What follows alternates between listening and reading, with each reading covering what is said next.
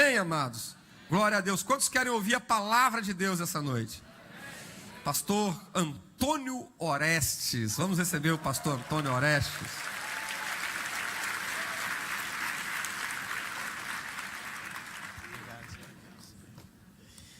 Boa noite, graças e paz a todos, amém?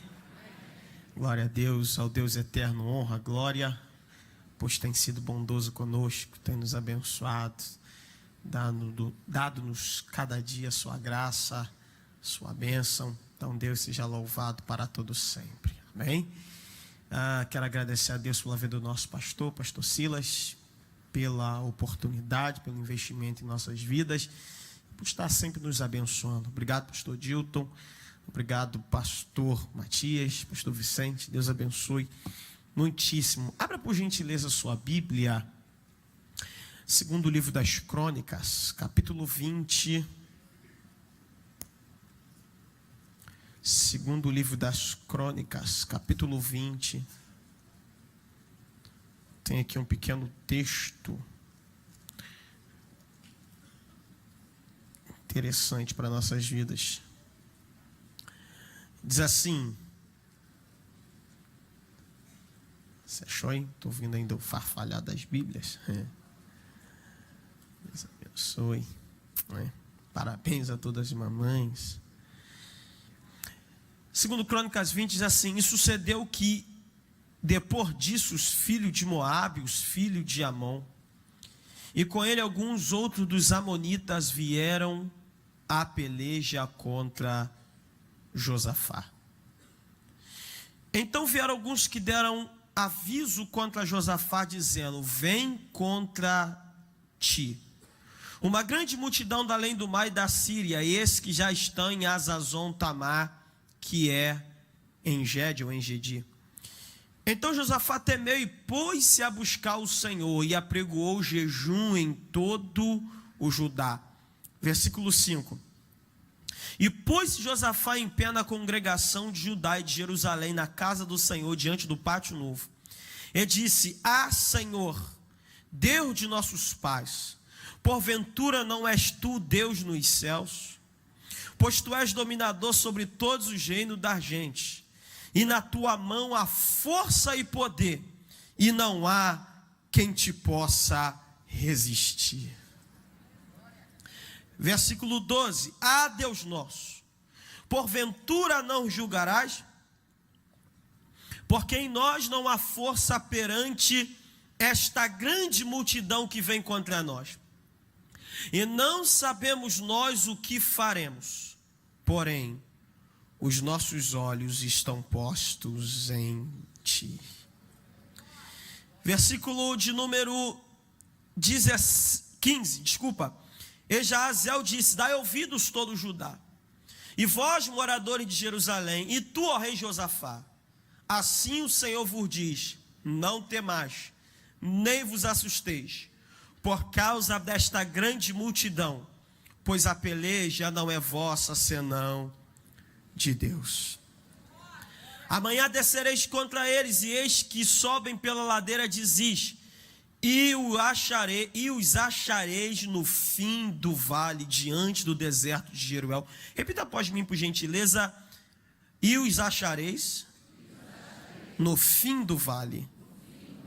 Amém. Versículo de número 26. E ao quarto dia se ajuntaram no vale de Beraca, porque ali louvaram o Senhor. Por isso chamaram aquele lugar Vale de Beraca, ou Vale da Bênção, ou Vale de Louvor, até ao dia de hoje.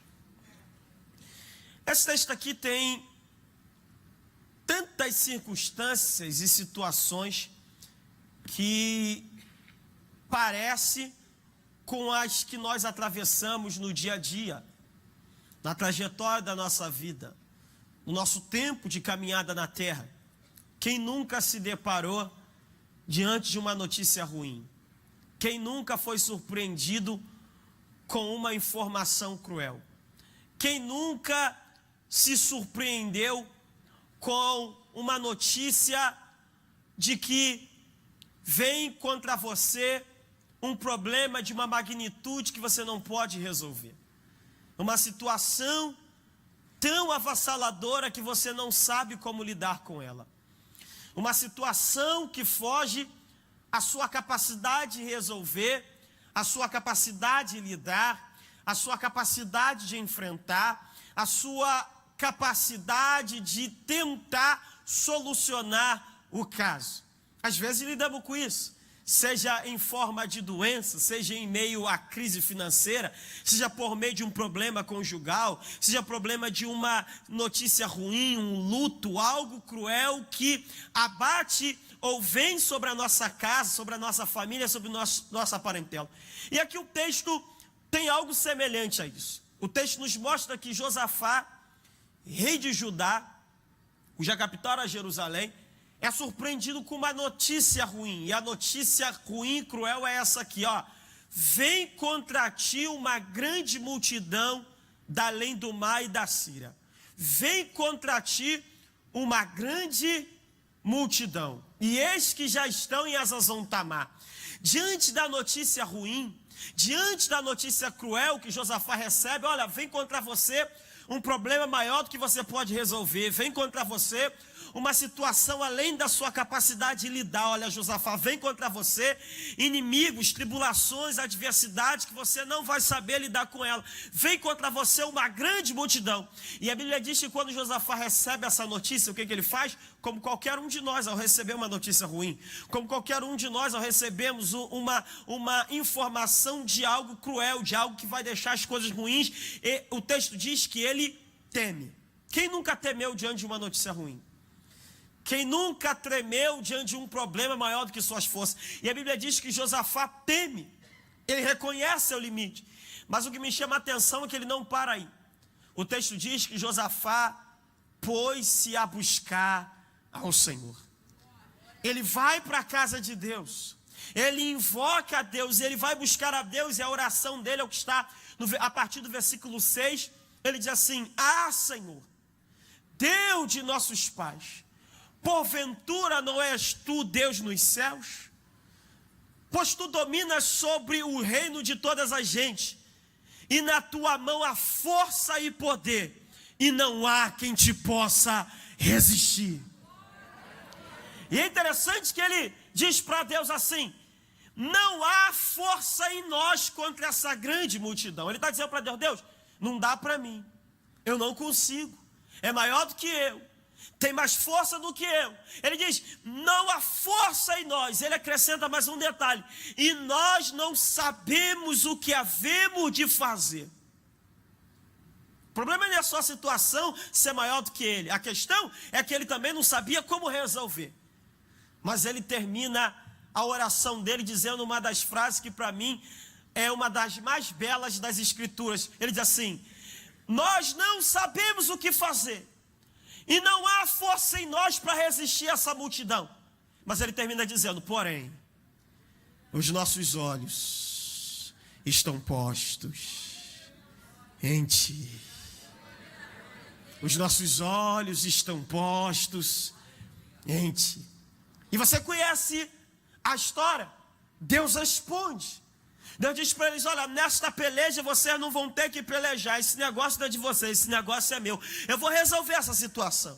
Eu vou descer aí para dar a solução a esse problema. Eu vou enviar a solução que você precisa. E a Bíblia diz que Deus diz isso para eles assim: ó, amanhã vocês vão achar os inimigos no fim do vale. Diga comigo: no fim do vale. E quando Josafá desce contra os adversários até o fim do vale, o texto acrescenta lá no versículo 24, 25, 26, que quando ele chega lá, os inimigos já estão todos mortos no fim do vale. E o vale que seria um vale de luto, o vale que seria um vale de peleja, o vale que seria um vale de batalha, o vale que seria um vale de derrota, se transforma em vale de bênção, em vale de vitória, em vale de triunfo, em vale de portas abertas, em vale de surpresa de Deus. Deus transforma o vale da peleja em vale de bênção. Primeira verdade que eu já aprendo aqui é que vale de bênção é um vale que se chega. Não importa por onde você está caminhando. Não importa como tem sido a sua trajetória. Se Josafá chegou no vale da bênção, você também vai chegar no vale onde está a sua bênção. Não importa como tem sido para você até o dia de hoje. Tem um vale de bênção aguardando você. Tem um vale de bênção aguardando sua casa, sua família. Tem um vale de bênção para você. Segundo, vale de bênção é um vale que se transforma. Não era vale de bênção, era vale de luta. Não era vale de bênção, era vale de peleja. Não era vale de bênção, era vale de batalha. Não era vale de bênção, era vale de confronto. Só que Deus transforma o vale da peleja em vale de bênção. Não importa o que você está passando, Deus é especialista em transformar a adversidade em bênção. Deus é especialista em transformar o caos em triunfo. Deus é especialista em transformar qualquer situação adversa a nós em motivo para glorificarmos o nome dEle e exaltá-lo na beleza da sua santidade. Vale de bênção é um vale que se transforma. Agora, o que me chama a atenção é que Deus falou assim: vocês vão achá-los no final do vale, no fim do vale. Então aprenda um detalhe aqui, é que vale de bênção é um vale que está no final de outro vale. Como é que é, pastor? O vale da bênção é um vale que está no final de outro vale. Como assim? Atrás do vale da derrota sempre há o vale da vitória. Atrás do vale do fracasso sempre há o vale da vitória. Atrás do vale da escassez sempre haverá o vale da abundância. Atrás do vale da doença sempre haverá o vale da cura. Atrás do vale do esquecimento sempre haverá o vale do reconhecimento. Atrás do vale do abatimento sempre haverá o vale da exaltação. Não importa o que você esteja vendo nesse vale, tem uma palavra de Deus para você. No fim desse vale tem outro vale que você não conhece, mas no final desse vale é o vale da bênção, é o vale da vitória, é o vale do triunfo, é o vale da surpresa de Deus. No final desse vale já tem outro vale de Deus reservado para você. Tem alguém que acredita nessa palavra aqui essa noite?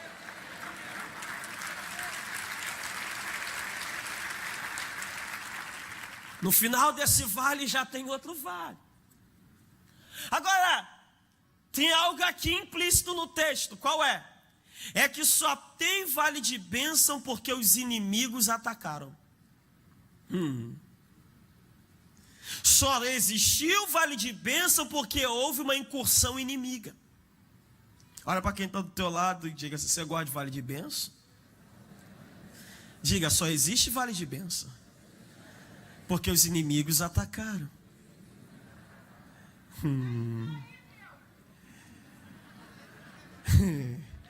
O que é isso, pastor? O que é isso? Só falamos de Davi porque houve um Golias na vida dele. A igreja primitiva só se espalhou porque Paulo assolava a igreja. José foi governador do Egito, era propósito de Deus, mas a forma que Deus permitiu que José chegasse ao Egito foi por um meio que nós não gostaríamos nunca de passar na vida. Então escute algo: existe situação que você está reclamando dela, mas é por meio dela que Deus está trazendo aquilo que você precisa. Por meio desse problema, por meio dessa crise, por meio dessa luta, por meio dessa adversidade, Deus está criando para você aquilo que você necessita. Não reclame do método utilizado por Deus, mas entenda que todas as coisas contribuem juntamente para o bem daqueles que amam a Deus. Deus pode estar permitindo esse problema para que por meio desse problema Ele traga aquilo que você precise para a sua vida. Só existe vale de bênção porque os inimigos atacaram. Agora, a pergunta é: por que é que os inimigos atacaram? Repita após mim, por gentileza. Por quê? Os inimigos atacaram. Por que os inimigos atacaram a Josafá?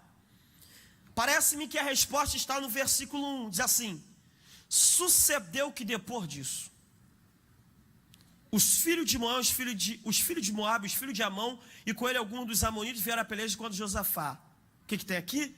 Sucedeu que depois disso. Disso o quê? Disso que está escrito no capítulo 19. Do versículo 4 a 11. O que Josafá está fazendo? Ele está fazendo uma reforma em Israel. Ele está instituindo levitas, juízes, sacerdotes para ensinar o povo o temor de Deus e a lei de Deus. Então Josafá passa por todo Israel produzindo um reavivamento, produzindo no meio do povo de Israel o desejo e a decisão de servir a Deus. Então Josafá está reestruturando o que estava arruinado, reorganizando o que estava desorganizado. E quando ele toma a decisão de fazer isso, então vem o ataque do inimigo. Talvez essa colocação que eu vou dizer aqui não sirva para todos os problemas da nossa vida, porque tem muitos problemas que eu mesmo procuro, tem muitos problemas que eu mesmo crio. Mas alguns dos nossos problemas, lutas e adversidades que se abatem sobre nós, talvez a resposta esteja aqui. Quando você decide fazer algo especial que vai atrair a bênção de Deus, é um motivo para o inimigo te atacar. Quando você decide fazer aquilo que vai atrair a bênção de Deus, sua oração, uma vida de oração, uma vida na palavra, uma vida de semeadura, uma vida de participação, então o inimigo olha e entende, opa, ela está num caminho, eles estão num caminho que agrada a Deus. Vida de oração, vida de palavra, vida de semeadura, contribuindo no reino, participando, evangelizando, participando dos projetos. Opa, se eles continuarem nesse caminho, a bênção de Deus vai vir. Se ela continuar fazendo isso, Deus vai exaltar. Se ele continuar fazendo essa coisa, Deus vai mudar o quadro. Então só tem uma forma de eu impedir que a bênção que Deus tem reservada atinja a vida dela. Se eu atacando, desestimulá-la de continuar praticando aquilo que agrada a Deus.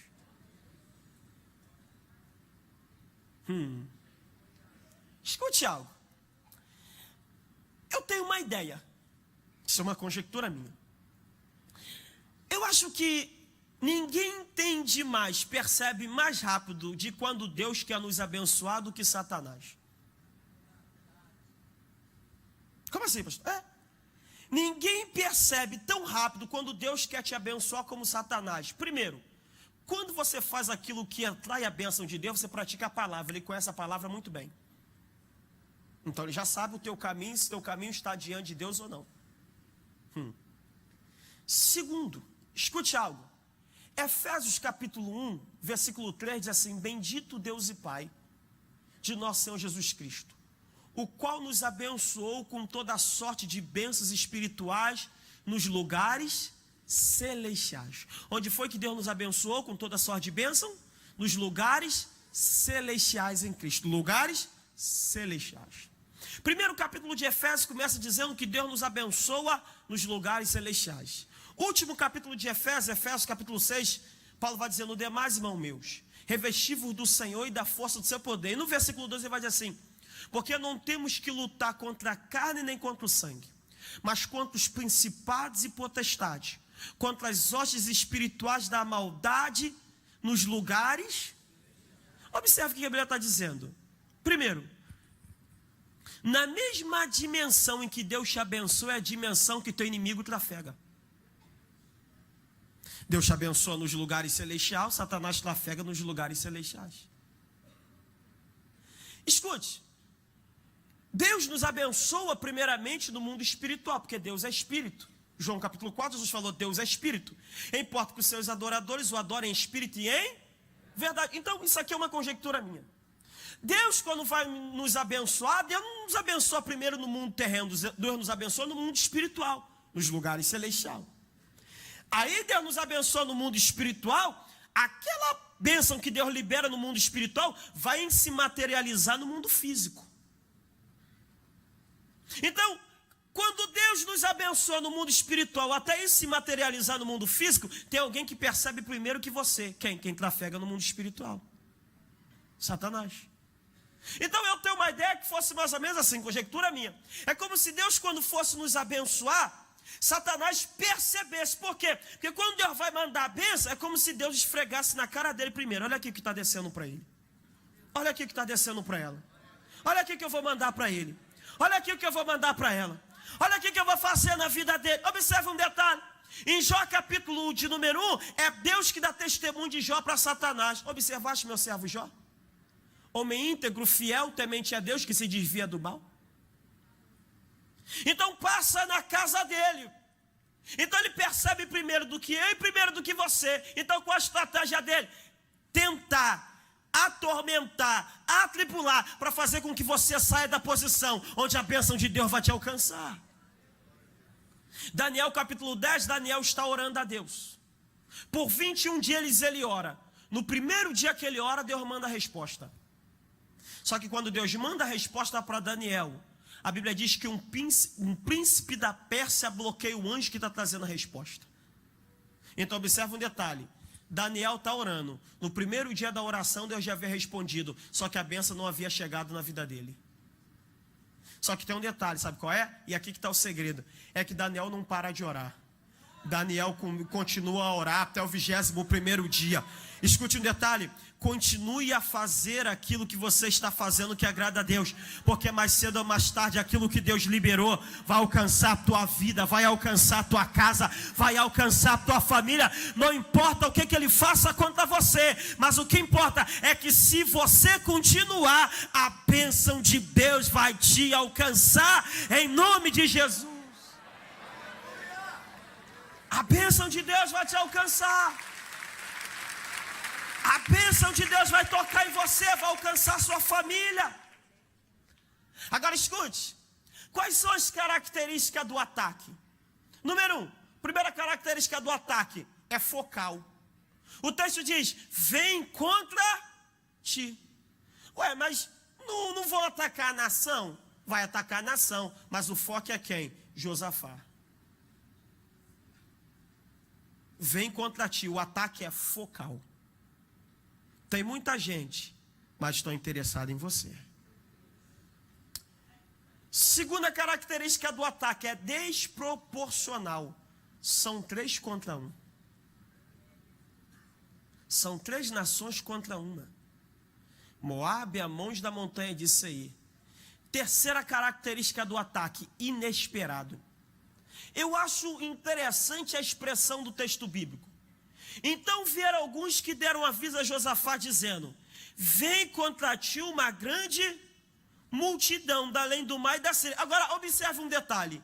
E eis que já estão em Hazazon Tamar. Eis que já estão. Não é assim, ó Josafá, está vindo contra ti uma multidão, tá? Os inimigos estão se ajuntando e vêm te atacar. Os inimigos vêm e vão tentar te destruir. Olha, eles estão se ajuntando, se organizando para vir te atacar. Não, quando a notícia chega para Josafá, diz assim, ó, já estão em Hazazon Tamar. Ou seja, já estão dentro do teu território. É inesperado. Vê se não parece às vezes com a gente. Tá tudo bem. Quando você recebe a notícia, rapaz, fulano ficou enfermo. Tá tudo bem, você recebe a notícia, um problema de uma magnitude tão grande surgiu de uma hora para outra e você não sabe como apareceu. Tá tudo bem, quando você olha para sua casa, tem um problema que você não sabe como resolver e está instalado dentro da sua família. Já está. Qual a estratégia do ataque ser veloz e inesperado? A estratégia é essa aqui. Contra aquilo que você espera, você se prepara. Mas aquilo que você não espera deixa você sem chão e sem rumo. A ideia é deixar Josafá sem rumo na vida. E ele diz isso para Deus na sua oração. Nós não sabemos o que havemos de fazer. E quem sabe você está aqui hoje. E o que se abateu sobre a tua casa, sobre tua família, sobre teu ministério, sobre a tua vida, você está dizendo para si mesmo, pastor, nem sei como é que eu vou sair desse problema que se abateu sobre mim. O ataque é inesperado. É deixar você sem rumo, deixar você sem direção, deixar você sem saber o que fazer, desarmado. Mas, quando situações como essa nos sobrevêm, a Bíblia também tem resposta para nos ensinar como nós devemos lidar com elas. Talvez você esteja assim diante de um problema com o filho, com o marido, ou com a esposa, ou diante de um problema na sua empresa, na área financeira, e você não sabe como lidar. Mas eu aprendo aqui com Josafá, o que devemos fazer diante de notícias como essas, em situações como estas. Você quer aprender o que fazer? Primeira coisa que Josafá faz, versículo de número 3, quando ele recebe a notícia, o texto diz, ele teme. Já comigo, temeu. Sabe o que é isso? Reconheceu o seu limite. Quando Josafá ouve a notícia, ele, opa, esse problema é maior do que eu. Esse problema tem capacidade de me destruir. Essa circunstância pode me levar à derrota. Ele teme, ele reconhece sua limitação. Primeira coisa que eu tenho que fazer diante de um problema que é maior do que eu não sei o que fazer. Eu preciso reconhecer até onde eu posso ir e até onde eu não posso ir. Eu preciso reconhecer o potencial do problema contra a minha vida. Você sabe um erro nosso? É que às vezes nós achamos que podemos contra tudo e contra todos. Nem sempre. Reconhecer que um problema é maior do que nós não é falta de fé. Reconhecer que numa circunstância nós não sabemos o que fazer não é falta de comunhão com Deus. Quem disse que eu tenho que saber resolver tudo que vem contra mim? Quem disse que eu tenho força para lidar com tudo que se abate contra a minha vida? Eu conheço homens e mulheres de fé, não conheço homens e mulheres de ferro. Primeira coisa, reconheça a sua limitação. Só que ele reconhece a limitação dele, até onde dá para ele, mas ele não para aí. O que ele faz em seguida? O texto diz que ele pôs-se a buscar ao Senhor. Diga comigo, buscar a Deus. Josafá não fica paralisado diante do problema, ele busca a Deus. É como se ele entendesse o seguinte: não dá para mim, mas dá para Deus. Eu não posso, mas Deus pode. Eu sou pequeno, mas Deus é grande. Eu não sou, mas Deus é. Eu não tenho, mas Ele tem. Eu vou falar com quem pode resolver. Eu vou falar com quem pode abrir a porta. Eu vou falar com quem pode mandar solução. Ei, no meio dessa crise, fale com aquele que pode resolver seu problema e a sua situação. Salmo 46, Deus é o meu refúgio e fortaleza, socorro bem presente na hora, socorro bem, escute, talvez você já tenha ouvido isso de alguém, ok, se acontecer algum problema na rua, e você for ligar, alguém passar mal, for ligar para o SAMU, por mais rápido que eles forem, 10 minutos para chegar. Um problema de ordem estrutural numa casa que precisar de bombeiro, fogo, etc.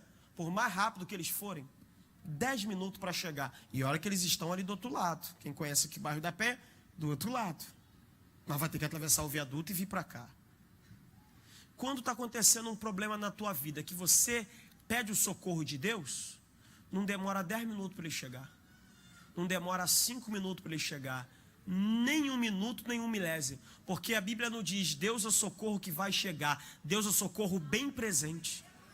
O que é isso? Quando acontece o problema, você não vai chamar Deus. Quando acontece o problema, você só vai comunicar o Deus que já estava presente antes de acontecer o problema. Ele é socorro bem presente na hora da angústia. Fale com Deus, porque Ele vai te ajudar a resolver essa situação. Terceira coisa que Josafá faz, a Bíblia diz que ele pôs-se em pé na casa do Senhor. Diga comigo, casa do Senhor. Sabe o que me chama a atenção? O texto diz assim: e eis que já estão em Hazazon Tamar, ou seja, o inimigo está perto. Eu fui calcular isso, Hazazon Tamar, que é Engedi ou Engedi, em linha reta dá aproximadamente 40 quilômetros de Jerusalém. Em linha reta, 40 quilômetros. Josafá é surpreendido com a notícia: os inimigos estão vindo, só estão a 40 quilômetros de distância, em linha reta. Sabe o que ele faz? Se você é surpreendido com a notícia: os inimigos estão vindo, vem para destruir, vem para acabar com tudo, vem para detonar todas as coisas, vem para acabar com tudo que a gente tem construído, das duas uma. Ou você aproveitar o tempo para fugir, ou você se ajuntar com alguém para se defender. Josafá não vai nem para a primeira alternativa, nem para a segunda. Ele vai para a alternativa C, casa de Deus. É como se ele olhasse: onde estão os inimigos? A 40 quilômetros. Dá tempo de ir para o culto, deixa eu ir para a igreja. Onde estão os inimigos? A 40 quilômetros de distância. Dá tempo de eu ir para a casa de Deus. Ele foi para o lugar certo. Ele foi para a casa de Deus. No dia da sua luta, no dia da tua adversidade, o melhor lugar para você estar é na casa de Deus. Na casa de Deus tem socorro. Na casa de Deus tem palavra. Na casa de Deus tem revelação. Na casa de Deus tem ânimo. Não deixe de estar na casa de Deus, independente do que você esteja atravessando ou que esteja se abatendo sobre você, venha para a casa de Deus. Quer um conselho da Bíblia? Vai tudo bem? Vem para a casa de Deus. Vai tudo mal? Vem para a casa de Deus. Está com saúde? Na casa de Deus. Está enfermo? Na casa de Deus. Está com dinheiro? Na casa de Deus. Está sem dinheiro? Na casa de Deus. Tua família está legal? Na casa de Deus. Tua família está ruim? Na casa de Deus. Não importa o que aconteça, seu lugar é aqui, na casa de Deus. É na casa de Deus que tem saída para você. É na casa de Deus. Ele vai para a casa de Deus. O que ele faz? O que ele faz? Ele diz assim: porém, os nossos olhos estão postos em ti. O que ele está dizendo para Deus? Deus, o diagnóstico é ruim, mas estou olhando para ti. Os inimigos vêm aí, mas estou olhando para ti. A situação sai do meu controle, mas estou olhando para ti. Não sei o que eu vou fazer, mas estou olhando para ti. Não dá para fazer mais nada, mas estou olhando para ti. Não importa em que nível, em que estágio esteja o problema que você está vivendo ou enfrentando, continue olhando para Deus, esperando de Deus a resposta e o milagre que você precisa para a sua vida. Esteja na casa de Deus. E sabe o que eu acho maravilhoso? É que Deus responde. Deus responde. Como é que Deus responde? Verso 14. O texto diz: então veio o Espírito do Senhor no meio da congregação. Me chama a atenção aqui, é que o texto não diz assim, ó, Deus mandou um anjo. Me chama a atenção é que o texto não começa assim: então Deus mandou um sacerdote. Poderia fazer, mas não. A Bíblia diz: o Espírito do Senhor veio. No meio dessa luta que você está invocando Deus, se prepare, porque Deus vai se manifestar a você. Segunda coisa que eu aprendo aqui é que quando Deus responde, o Espírito do Senhor veio sobre Jaziel. Diga comigo, Jaziel. O nome Jaziel significa o Deus que vê, o Deus que contempla. É como se Deus estivesse dizendo assim, ó: comecei a falar agora, mas estou vendo desde o início. Antes de você se dar conta de que o problema se instalou, Deus já sabia que ele viria, porque ele é o Deus que vê todas as coisas. E a resposta de Deus para eles é essa aqui, ó, que é a resposta para você. Abra sua mão por gentileza, eu desejo que seja profético para a sua vida. Ele responde assim, ó: dai ouvidos todo Judá, e vós, moradores de Jerusalém, e tu, ó rei Josafá, assim o Senhor vos diz: não temais, nem vos assusteis, por causa desta grande multidão, pois a peleja não é vossa, senão de Deus. Versículo de número 17: nesta peleja não tereis de pelejar, parai, está em pé, e vede a salvação do Senhor para convosco, ó Judá e Jerusalém, não temais, nem vos assusteis, amanhã saí-lhes ao encontro, porque o Senhor será convosco, será convosco, será convosco, nessa luta será convosco, nessa doença será convosco, nessa crise será convosco, nessa audiência será convosco, nesse chamado será convosco, no meio desse deserto será convosco, nesse vale será convosco. Deus não te abandona, você não está sozinho, a boa mão dele está sobre a sua vida. Deus está convosco. Você pega essa palavra aqui essa noite.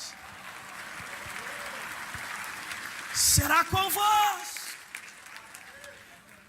Como Josafá responde a Deus? Quando Josafá ouve a palavra de Deus, a primeira coisa que ele faz, a Bíblia diz que ele se prostra e adora. Melhor resposta que nós temos diante da palavra de Deus é o nosso louvor e a nossa adoração. E o que ele faz? Ele diz assim, ó: crede no Senhor vosso Deus e estareis seguros. Crede nos seus profetas e prosperareis. O que a Bíblia está me ensinando? É que a notícia ruim provocou medo em Josafá, mas a resposta de Deus gerou fé no coração dele. A palavra de Deus está gerando fé na sua alma. Creia no que Deus está falando, creia no que Deus tem liberado sobre a tua vida, creia naquilo que as Escrituras têm ministrado a seu coração. Acredite. E ele crê e faz algo interessante. Ele junta o exército e diz: vamos descer, Deus mandou a gente descer, vamos descer. E a Bíblia diz que ele pega os soldados, põe atrás. Pega os músicos e põe à frente, os cantores, levitas. Não, vamos parar para pensar. Que coisa de doido, né? Um dia que alguém vai para a guerra e põe cantores, músicos à frente e soldados atrás. Isso é ilógico. Mas ele cria tanto na palavra que ele vai por um caminho que não é um caminho natural. Ele vai por um caminho que é um caminho sobrenatural. E ele põe cantores à frente de soldados. Não, vou ser sincero, se eu sou músico na época de Josafá, e ele diz assim: ó, vocês vão na frente aí cantando. Vai dizer: eu vou nada. Não, você pode ir, vou nada, esse culto é fúnebre. E eu vou ser um dos que vão ser enterrados ali. Tô fora, eu não vou lá não. Mas ele põe os músicos à frente dos soldados. Por quê? Ele cria tanto na palavra que Deus estava liberando, que ele foi capaz de colocar a sua adoração à frente da preocupação. Que é um segredo da vitória? Coloque sua adoração à frente da preocupação. Coloque a adoração à frente da preocupação. Escute algo: a sua preocupação diz para você o tamanho do seu problema. A sua adoração diz para você o tamanho do seu Deus. Coloque a adoração na frente da preocupação. Independente da crise, independente da circunstância, independente do problema que você está vivendo, nessa noite dá tempo de você levantar suas mãos e colocar sua adoração à frente dessa preocupação. Vai, coloca aí a adoração à frente da preocupação. Diz para essa doença que o teu Deus é Jeová Rafá. Diz para essa crise que o teu Deus é Jeová Jirê. Diz para essa depressão que o teu Deus é Jeová Chamar, o Deus que presente está.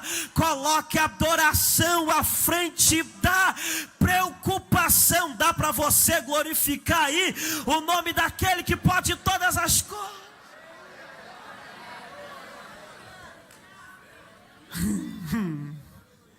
Diga para quem está ao teu lado: o segredo é colocar a adoração à frente da preocupação. Uma das coisas que eu aprendi na vida é que algumas vezes eu chegava perto do meu pai ou da minha mãe e pedia alguma coisa. Quando eu pedia algo de imediato, acontecia: primeiro, eles falavam assim: não tem dinheiro. Ou eles analisavam para ver se eu estava merecendo ou não. Ou eles ficavam pensando se aquilo era bom para mim no momento ou não. Mas eu reparei em outra coisa. Quando eu chegava perto da minha mãe e do meu pai e não falava nada, não pedia nada, simplesmente chegava: benção, pai, benção, mãe, tudo bem com o senhor? Tudo bem com a senhora? Você é o melhor pai da minha vida. Você é a melhor mãe que eu conheço. Eu não precisava pedir nada. Eles inventavam alguma coisa que eles iriam me dar, porque eles queriam produzir em mim aquilo que o meu elogio produziu neles. Quando você adora sem pedir, o coração de Deus se enche. E a mesma alegria que você gera no coração de Deus, Deus quer gerar em você por meio daquilo que Ele vai liberar na sua vida sem pedir. Coloque a adoração à frente da preocupação e você vai ver aquilo que Deus vai fazer na sua vida, na sua casa, na sua família. Dá para você exaltar a Deus aí por alguns instantes? Dá para você glorificar a Deus aí por alguns instantes, por alguns segundos, e dizer para Ele: Deus, eu te adoro independente de tudo, eu te louvo independente da circunstância. Não vai tudo bem, mas te adoro a si mesmo. Não está do jeito que eu quero, mas continuo te exaltando. Não tenho tudo que eu desejo, mas mesmo assim tu és a razão da minha vida. A ti honra, a ti a glória, a ti o louvor, a ti a exaltação. Põe a sua adoração à frente da preocupação. E sabe qual é o resultado? É que enquanto eles faziam o que você acabou de fazer agora, a Bíblia diz que Deus foi no território do inimigo. Enquanto eles adoravam a Deus, primeiro, Deus foi no território do adversário e começou a confundir o inimigo. Enquanto você adora a Deus, Deus faz por você aquilo que você não poderia fazer. Segunda coisa, isso é profético para mim e para a sua vida. é que quando eles olham do mesmo lugar onde eles viram um problema, agora eles olham e avistam a solução. Enquanto você adora a Deus, num segundo olhar você vai ver a solução de Deus que vem para a sua vida e sua família. Terceira verdade que eu aprendo aqui é que quando Josafá chegou lá, não precisava fazer mais nada, porque Deus já tinha executado tudo por ele. Deus já tinha feito tudo por ele. Escuta, quando eu adoro a Deus, quando eu busco a Deus, quando eu obedeço os princípios da palavra de Deus, Deus faz por mim e por você aquilo que nós não éramos capazes de fazer. Eu declaro pelo poder da palavra liberada aqui, que enquanto você obedece, enquanto você semeia, enquanto você adora, enquanto você faz sua parte, Deus faz por você aquilo que você não poderia fazer. Deus vai à sua casa, Deus fala ao seu filho, Deus liberta seu cônjuge, Deus abençoa seu negócio. Deus faz por você o que você não pode fazer. E eu termino dizendo uma verdade. Os inimigos vieram contra Josafá e o atacaram. Mas o ataque do inimigo terminou em menos de um dia. Na verdade, nem chegou a se efetuar, porque um destruiu ao outro. O ataque do inimigo, menos de um dia. Mas a Bíblia diz que quando Josafá chegou lá, precisou de 3 dias para recolher o que os inimigos trouxeram: riqueza e ouro. Escute, o tempo da sua bênção vai ser maior do que o tempo da sua adversidade. A prova que você está passando, a dificuldade que você está enfrentando, vai vir e vai acabar logo. Mas aquilo que ela vai produzir na sua vida vai demorar muito tempo para você gastar aquilo que ela vai produzir sobre você.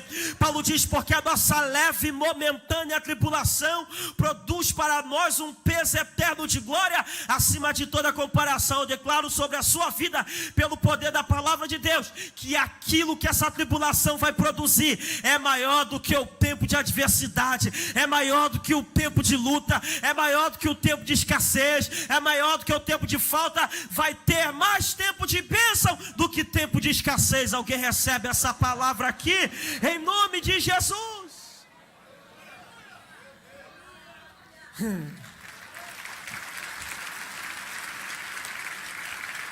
Por gentileza, fica de pé, por favor.